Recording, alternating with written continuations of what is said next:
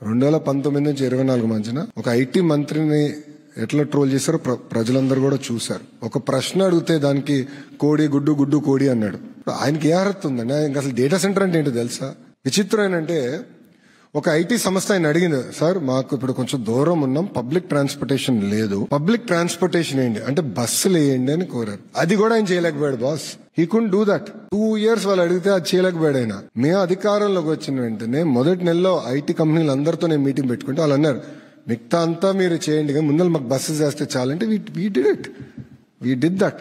ప్రజలకు వాస్తవాలు కావాలి. నేను సిస్టంలో పనిచేశాం.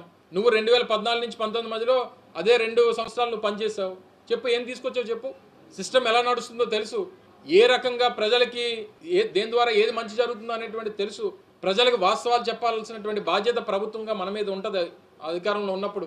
అవి చెప్పడం మానేసి నువ్వు గుడ్ అంటావు, నేను పప్పు అంటావు, ఏం వస్తుంది చెప్పు. ఇది కాదు కదా కావాల్సింది.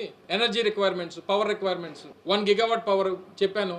విశాఖపట్నం నగరానికి గంటకి ఎంత కావాలో దానికి కూడా గంటకు అంత కావాలి పవర్. ఎక్కడి నుంచి తీసుకొస్తాం? అసెస్ చేశారా? తీసుకురావని నేను చెప్పట్లా.